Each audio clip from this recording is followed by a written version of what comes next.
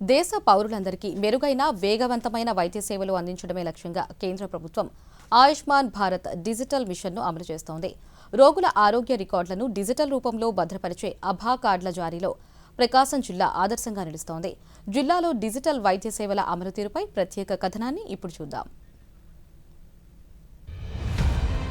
సాంకేతికతతో కూడిన వైద్యం సామాన్యుడికి చేరువ కావడమే ఆయుష్మాన్ భారత్ డిజిటల్ మిషన్ ప్రధాన ఉద్దేశం. ఇందులో ప్రకాశం జిల్లా ఈ డిజిటల్ విప్లవంలో ముందంజలో ఉంది.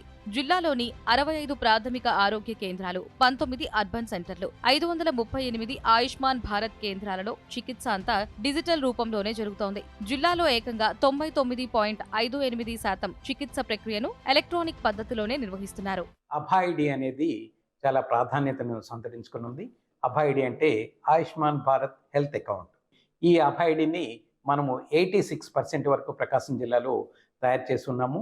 ఎలక్ట్రానిక్ హెల్త్ రికార్డ్ అనేది తయారు చేయటం.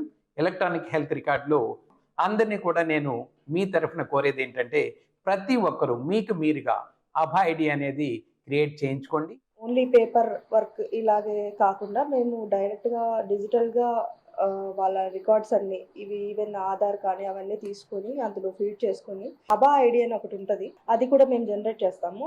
ఎప్పుడైతే అబా ఐడి ఎంటర్ చేయగానే వాళ్ళ పేషెంట్ డీటెయిల్స్ అన్ని అక్కడ వెళ్ళిన కొత్త హాస్పిటల్ అయినా సరే ఆ పేషెంట్కి ఏమేంటి హెల్త్ రికార్డ్స్ అన్ని అందులో వచ్చేస్తాయి.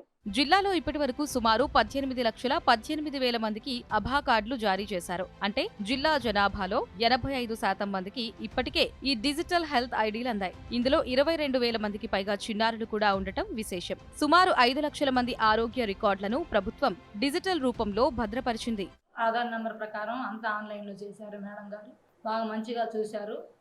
బ్లడ్ టెస్టులు, మెడికల్ టెస్టులు కూడా రాసిచ్చారు. దాని ప్రకారం ఆన్లైన్లో ఎక్కిచ్చారు. అబాయిడీ చేశారు. అబాయిడీ ప్రకారం ఎక్కడికి వెళ్ళినా నేను హాస్పిటల్కి ఆ నంబర్ కొడితే మొత్తం నా డీటెయిల్స్ అన్ని పడిపోతాయమ్మా, అక్కడ కూడా చక్కగా చూస్తారని చెప్పారు.